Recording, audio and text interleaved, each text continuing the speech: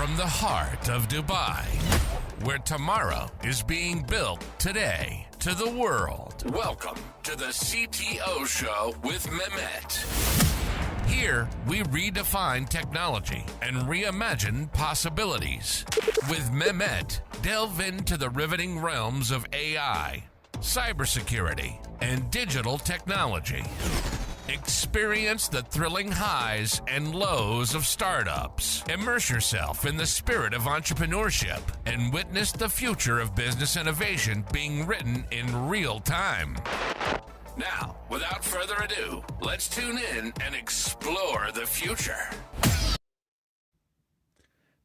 Hello and welcome back to an episode of the CTO Show with Mehmet. Today I'm very pleased joining me from Malta, Michael Cutajar. Michael, the way I love to do it is I keep it to my guests to introduce themselves. So tell me a little bit more about you, about your journey and what you're currently up to, and then we can take the discussion from there. We're going to discuss a lot of things, including AI, agents, and entrepreneurship, and everything in between. So the floor is yours, Michael. Awesome. My name is Michael Cutajar. As you said, I'm from the island of Malta, and by profession, I am an ACCA qualified accountant and started off my career at PwC. But I was always inclined to entrepreneurship, and I left relatively early on and opened my own Airbnb property management company over here. Through that, I eventually ended up in a tech startup, where my mind was completely mesmerized. We were building virtual reality, and did a couple of years there. And now I'm running my own business as CEO of AI Partners, where we focus on creating custom solutions using AI agents, specifically focused on accountancy and finance. Cool. You mentioned something which immediately caught my attention myself, is, shifting from being accountant to entrepreneurship. And this is something that usually doesn't just happen like that. So there must be a moment where you said, okay, I need to drop what I'm doing and I need to do this. No, so I was always very inclined to business. So I remember being very young and being specifically on a bus stop and looking at the businesses around me and just wondering how they're operating and what their pain points might be at a very young age. And I did accountancy more just more because I didn't know what I was going to do. And I said that's a very good course to get practice both in the business world and in the educational world. So yeah, I just felt it was the next step. Cool. Now, out of curiosity, starting, the current company, which is AI Partners, there must be also kind of a moment where you spotted an opportunity to be in this space, something like maybe others they're not serving the way it should be, or maybe an underserved market where you can add your value. So I'm curious always to understand from fellow entrepreneurs, about also the moments when they decide to start, their own ventures. So in our last startup, Metaverse Architects, I joined in as sales, and a bit of operations, and eventually I ended up becoming CEO of the company. And I think it was at that moment when I took the leap to become CEO that I said to myself, I have the skills to run my own business, not just as an employee or a minority shareholder, but as a majority shareholder. Eventually, I did end up closing that company on behalf of the investors due to some issues with the co-founders, among some other things. And then that's when I said, wait, that was December of 2023. I said, you know what? I've got savings. I have my other business running. Let me just see what I'm going to do, my next step. So I said to myself, I need to improve technically. So I got a teacher for Python. And obviously, as you know, Python is the fundamental language for AI. So then I built a couple of prototypes over 2024 in a different space completely than accountancy. But it taught me a lot because it taught me about product development, about pitching, about getting investor feedback, customer feedback, etc. So yeah, it was a more than one moment. I would say a couple of moments in the past year and a half. Cool. Now, if we want to talk about this combination of AI and automation, what are like some of the problems you solve today for your customers, Sure. and why you think, the way they traditionally have done. It's very interesting, Michael, because I'm not any by any mean, close to the field, but of course, nature of my engagement with a lot of startups and a lot of also companies, sometimes I feel there's enough there. So what are like the shortcomings, I would say, that you're trying to solve for Yeah. them with Yeah. this 100%. combination of AI and automation? So in theory, accountancy as an industry is broken, in my opinion. It's broken from the sides of the accountant, and it's broken from the side of the end user. From the end user side, it feels like they're very in the dark of what happens, and from the accountant side, they're just overworked, and no one really wants to become an accountant anymore, unfortunately. So what happens is that they have a lot of work and a lot of manual processes that can be automated. One example I will give you is a simple agent which we built, which analyzes the invoice and, in the context of the business, classifies it in an account. So it says, so for example, say we're analyzing, I don't know, your business, right? You have a couple of different things. It says Mehmet is an entrepreneur, is in the VC space, and he has this invoice or this expense. What account should I classify it in? So what are you doing there? You're doing the job of two people. You're doing the job of the junior accountant who is posting the receipts, and you're also doing the job of the senior accountant who is trying to understand the context of which the invoice or the expense is in. And that has been working tremendously for a couple of our clients. I mean, when I say tremendously, you have around a 150% increase in speed. So it's crazy. I mean, this is just one agent out of many, many which can be built in the industry. Right. Now, how much you've said the industry is broken. This is, Yeah, also agreed. Agreed. caught my eyes. In such an industry where we didn't see a lot of innovation, Yeah. um, how people are accepting, utilizing such cutting edge technology like AI and automation. To be honest, my strategy, Mehmet, is I go to them and I build something for them for free and I show them the value straight away. And like that, they'll see it in front of their face, and you get the wow moment. Like, um, uh, agreed, it isn't an industry which is easy to break into. Uh, there, there does require a lot of trust, understandably. So that is the solution I have found, and I think it will continue working. Well, so usually because I work with some, other startups, and I've seen other startups, whereas, the value proposition is actually um, doing more with less resources, whether Yeah. time, whether money, whether people. In such situation, and maybe here I want you to put with your sales hat, Michael, like Yeah. Yeah. how you can approach this, because I've seen it a lot. If you mention this in front of someone, they might be scared. Yeah. Like, hey, I'm gonna cut resources, and you might face this guy who's afraid of losing his job, right? And he would try to push back. What kind of strategies you've seen like working in such scenarios? When the client is afraid of having his team members losing their job, that's the Yeah. question. That the question. Yeah, Yes. that's a common one. To be honest, remember, the way I see it is I don't pitch it like that. I pitch it like an opportunity for scale. Because if said employee is overloaded with work, then let's automate his work and go scale more. Because you're still going to require human touch, right? It's not going to be completely autonomous. Therefore, if the AI agent is doing 80% of your job, you still have 20%. So why don't you build on that and scale it further? Right. Now, another thing which might lead to landing, big customers with the approach that you have said. Um, what you have learned, I would say, from all the previous experience, and of course what you do currently, to close like these big six-figure deals, especially with big places. What it takes today in order to do that? It takes a lot of patience, a lot of understanding that normally these size of deals require loads of approvals. You're gonna have lots of pushback, and you really have to go with the mindset that you need to make the deal work for both of them.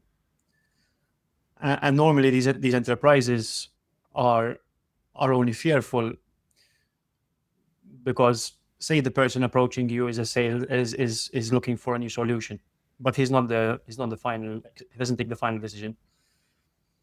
It is his responsibility and his risk to make sure that he finds the right provider so that the person signing off is happy. And that's one thing I learned from enterprise. So the person you're speaking to the first time is not actually is the person whose only fear is, am I going to give this solution to the company and is it going to backfire? And that is where you really have to make sure that you double down and show that you mean business. Cool. Now let's talk a little bit about the business model, Michael, and also Yeah. the pricing model that Yeah. you're currently using. Yeah. Because recently I start to see a lot of debates in this space, Yeah. It's very especially interesting. especially with all what the again AI have done in the past 2 years or so. Um, so what kind of business model? How do you offer that? I mean, is it a subscription Sure. based? What kind of So that? And how you decided on the pricing structure? that's something I'm playing around with, to be frank with you, right? I'm testing the markets with different things. So the way I see it is, if it requires lots of custom development, it's an upfront fee, and then a subscription-based model dependent on usage. Having said that, there are different ways to price things. I mean, I heard the CEO of Microsoft say that in 3-4 years' time, SaaS will be dead because of the simple reason that agents will dictate pricing. So usage of agents. I think it's really fascinating. I wish I have the answer, but hopefully we'll catch up in a year's time and I'll tell you, listen, I've cracked it. Yeah, it's interesting one because and I think I was reading the other day an article like one of the main reasons that sometimes startups will make it or fail it is because they choose wrong pricing strategy. To your point, SaaS, not as a not as a concept, as a business model. Yeah, now it's becoming a commodity by the Yeah, day. 100%. Now, walk me through something, Michael. And again, when I ask these questions, it's not to challenge. And I No, think we're let's do it. different. I Yeah. enjoy it. Um, the defensibility. So one of the things that we've seen a lot in 2023, 2024, and still now is that every other day we see, oh, like Google killed this startup because they Yeah, did this. OpenAI, they killed yeah. that startup.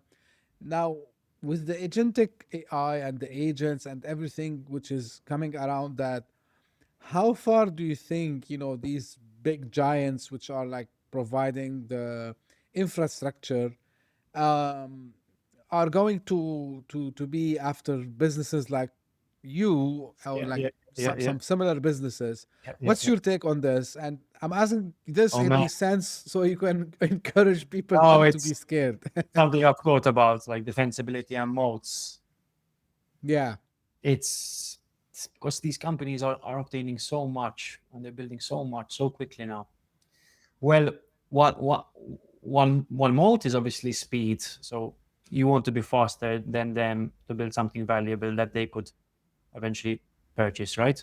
And they could say, listen, maybe it makes more sense to buy it than to build it. Mm-hmm.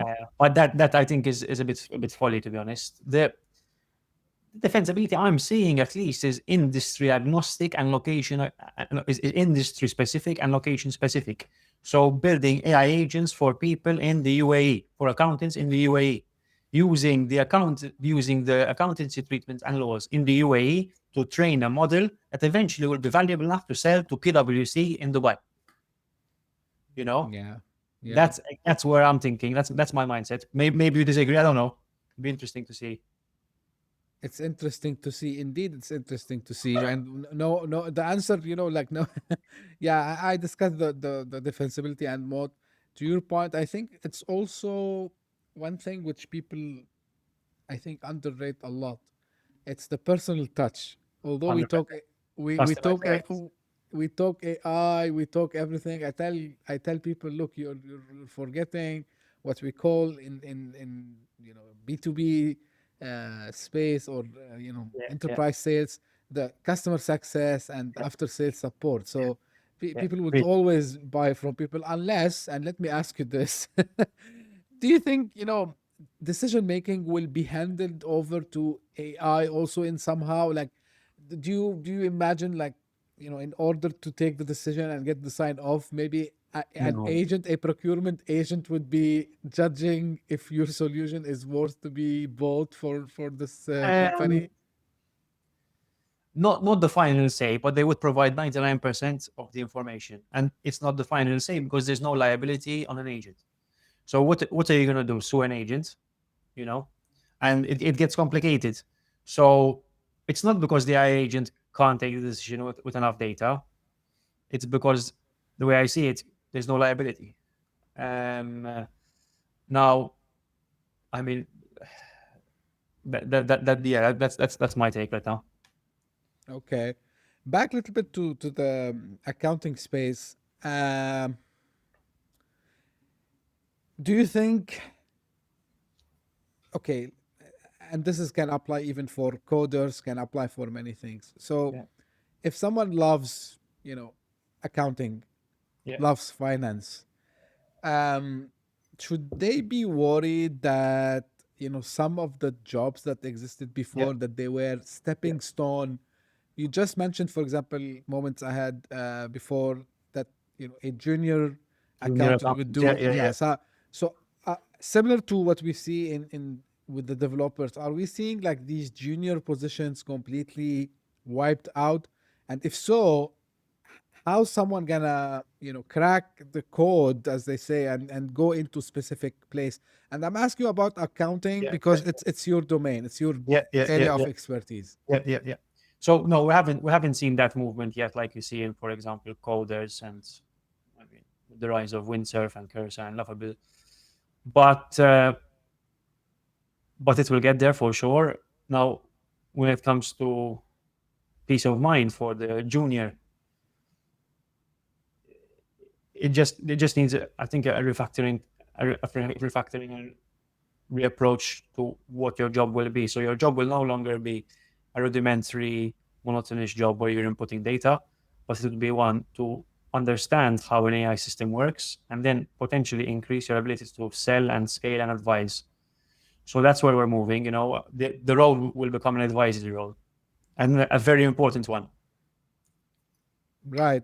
So it's more a supervising, I would say, right? Supervising, understanding how to debug potentially, how to see where the AI went wrong, and then a human one. Cool. One thing also, because I can see you've learned a lot, Michael, by yourself. Yeah, But what this journey, whether now with AI partners or your previous experiences, about going and trying something and taking the feedback. So you mentioned like just showing it to yeah, potential clients. You mentioned, going to investors.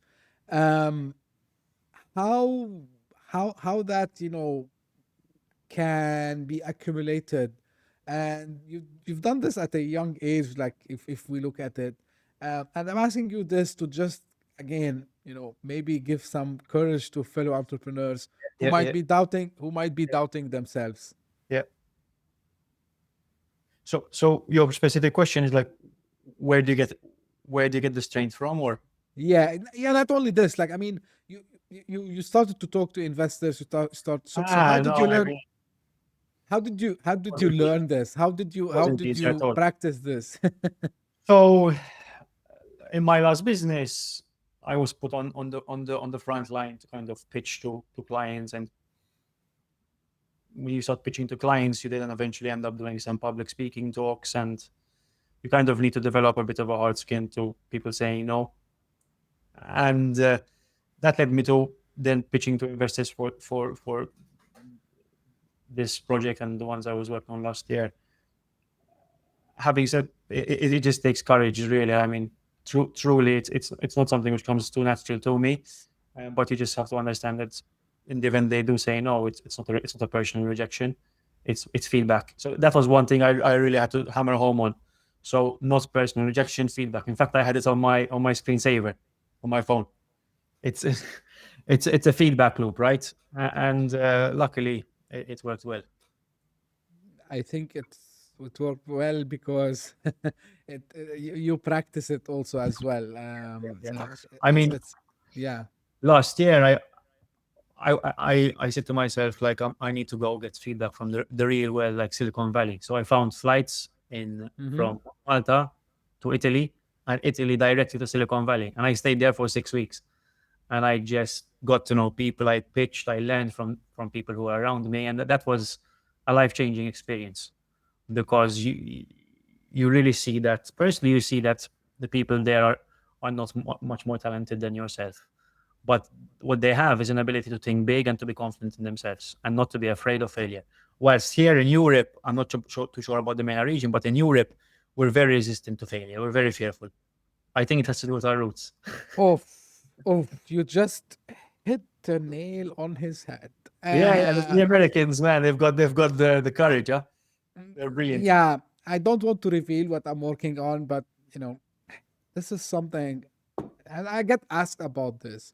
They say, why you always talk about the valley and the valley? I said, look, man, like I really, I work with some companies who were headquartered there, right? Yeah. But I'm curious by nature to understand. I like to study things, right? I like to study, okay, why this happened, Yeah, what amazing. was the reason, right? Anyway, I think you just said it, Michael. Our biggest problem, MENA regions, I think with Europe is the same as MENA region from this perspective. And I learned this, by the way. I was shocked when I started to talk to founders and even investors in Europe. I thought like, okay, maybe they are okay, not Silicon Valley, but better than MENA. But I discovered that almost we're the same. Anyway, so I think the last thing you just mentioned, yeah, of course, we are all smart. Let's be frank about it. There's no one like, okay, we have more skills here and there. Is the culture of accepting, actually, like, yeah, they tell you fail fast, fail often. I think, yeah, and there's no taboo of someone failing. I think this is the biggest thing. I believe in Europe it's the same. I have a lot of European friends, and some of them they live here in Dubai. And here we have the same issue. If you fail, you're gonna become the topic of the weekend nights. Oh, like, see, Michael, he tried to do something and he failed. Or someone say, hey, you see Mehmet, like he tried to launch a podcast and he's humiliating himself. I know this happened. And because the reason is people they expect, I think this is education and culture and a lot of other things. But yeah, I think this is one of the main reasons why Silicon Valley is what is Silicon Valley. Of course, there are a lot of other things also as well. Now, for you, and talking about Silicon Valley and different geographies, scaling, when we talk scaling, we talk about moving to different geographies to go out. Like, I'm not sure. Like, I'm sure like you're targeting currently maybe local and European clients. And European, and UK. Yeah, but at some stage you're gonna scale. Now, first, like, how is your experience this from previous things you did before, and how you can prepare, you think, and everyone, I'm asking this for everyone, they can prepare themselves for such scaling to other geographies and understanding also the culture, how that is important. I would say that is something I'm comfortable with, because in my last business we had 0 local clients. We had American, Dubai. I mean, we worked with Maf from Dubai. I'm sure the developer. We worked with Canadians, and I had led most of those projects. It's slightly different because that was service based, but I do understand. What I tend to do is do research about the culture, the business culture, beforehand, just to make sure I don't overstep in any way, and just really be respectful and be patient. Now, when it comes to building a product and scaling it in specific regions, you do need help. You probably would need an investor from there or a partner from there who can really push you through the door and say, "Hey, Michael's company is here." Cool. Okay, So can I ask you a question? yeah, please. I'd like to know a bit more on that point about the confidence as a region, both regions. How would you suggest we're going to fix it, though, Mehmet? How are we going to instill more confidence in our region? Ooh.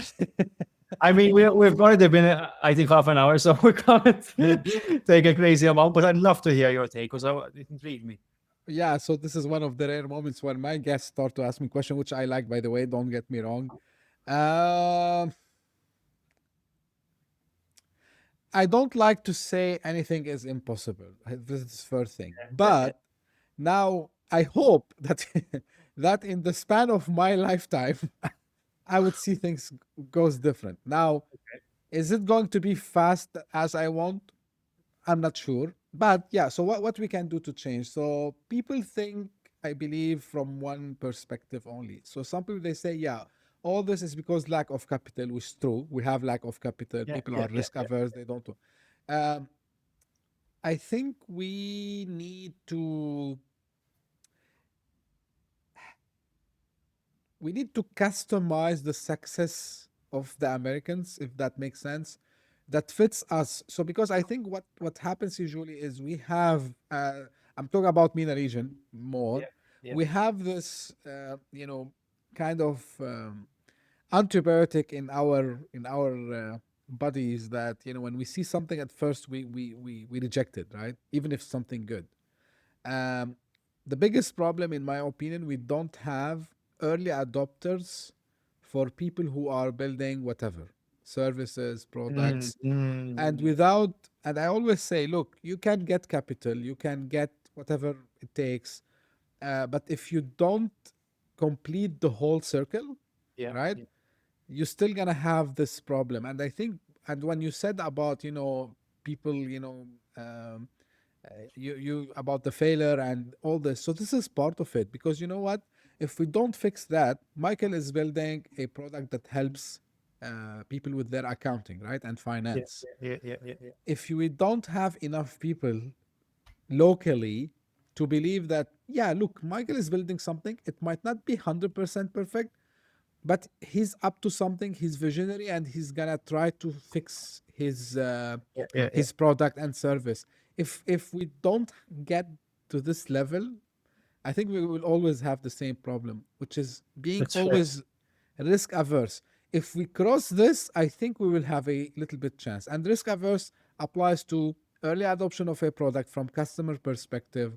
It applies to capital, so being really, and people they miss the word venture capital a lot, and the word venture capital means like you need to do a lot of bets until you but people think, oh yeah, like I gonna invest in this next unicorn, which is not the case.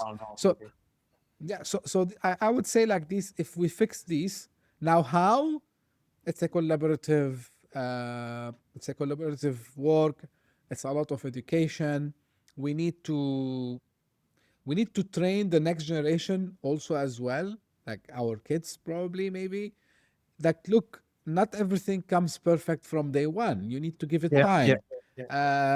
We need to show them more, in my opinion, Michael. The first Apple computer, how it looked like, it was a wooden thing which is fixed by glue, and so nothing is perfect from day one. I think this is, if we manage to get this, maybe things will change. I hope. That's a really good point, Mehmet. I mean, I just thought to myself, I wish I had an entrepreneurship class when I was younger, at a younger age. Okay. Because just like you have Italian, like you're learning Italian or maths, you could potentially have an entrepreneurship class, because it's so diverse and it teaches you so much that it could really reap benefits, I think. I mean, I don't know about you, but entrepreneurship taught me more than any other book, any other advice, any other thing about life, because it's so diverse. There's failure, success, there's leadership, there's late nights, there's happy moments, there's so much. Yeah, the education system itself need a complete overhaul. Yeah. Another discussion for next time.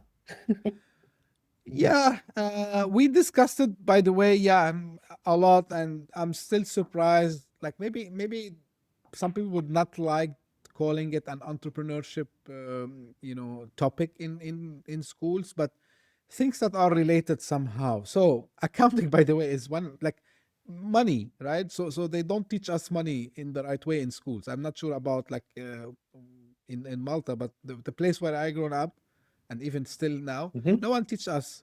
No one teach us like how. I mean, about business concepts, right? Oh no, Simple, no, basic concepts. no, Yeah, no. and then we look at a company. Oh, it's like the monster that they Oh, are after.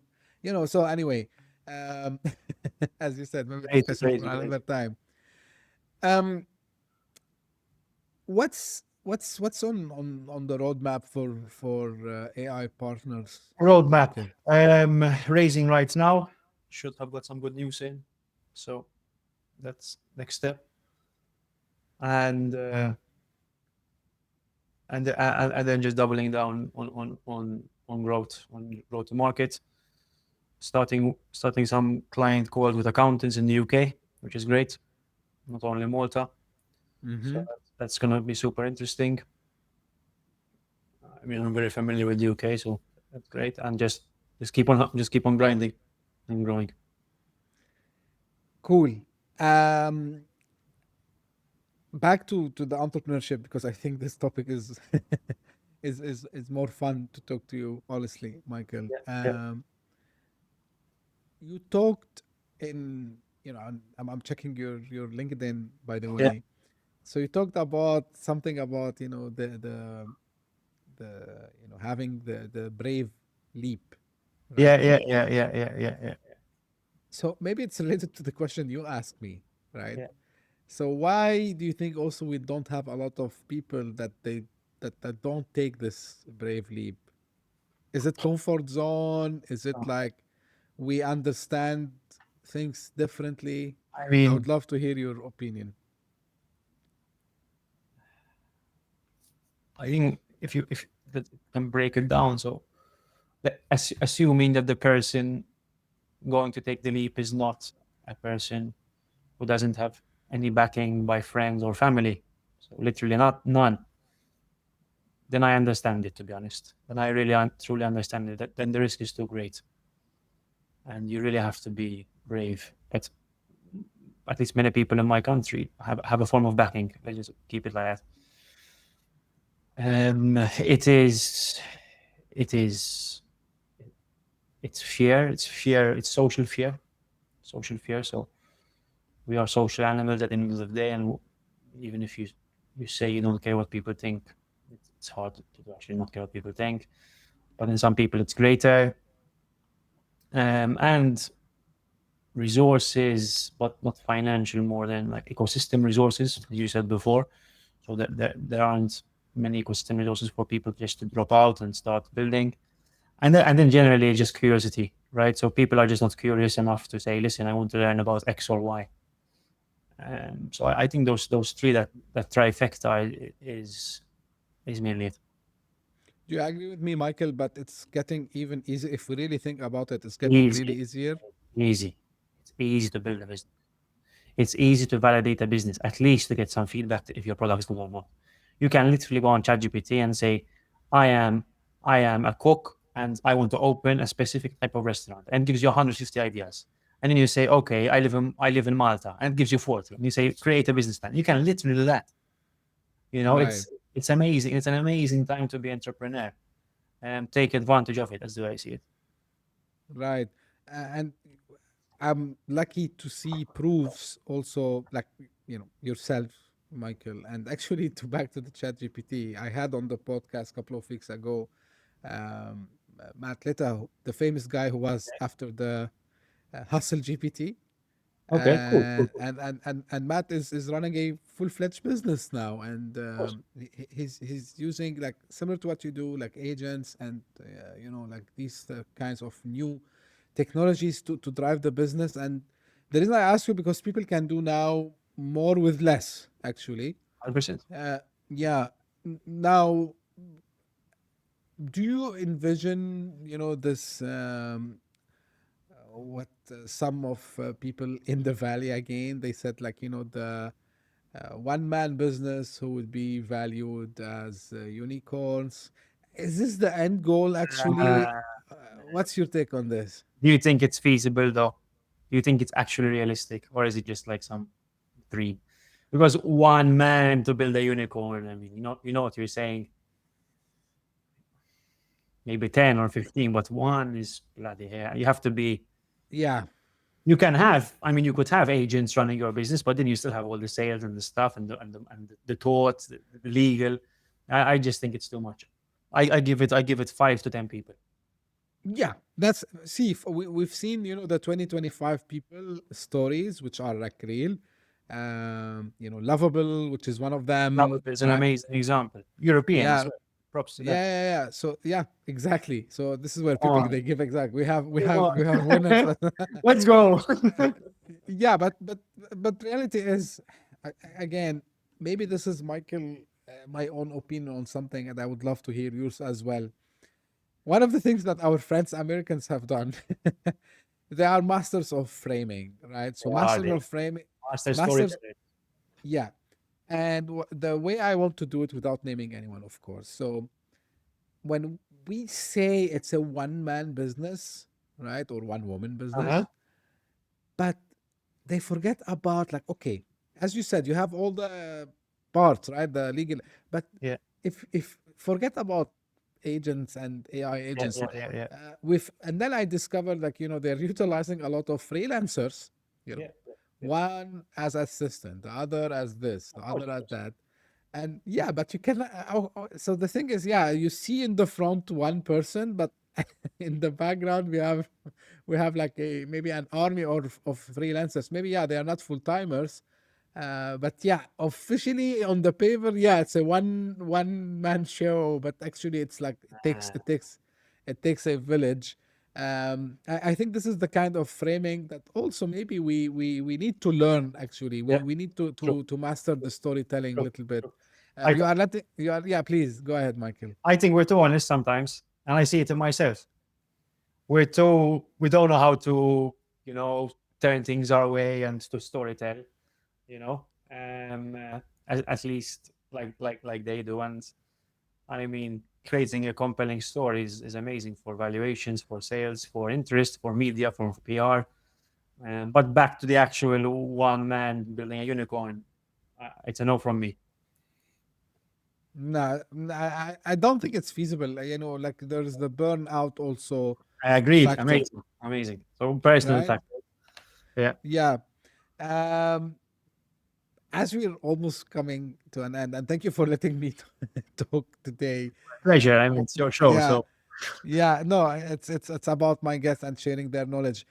What you want to leave the audience with today, Michael, and of course, like, want to ask you how they can get in yeah, touch yeah, and yeah, yeah. learn more.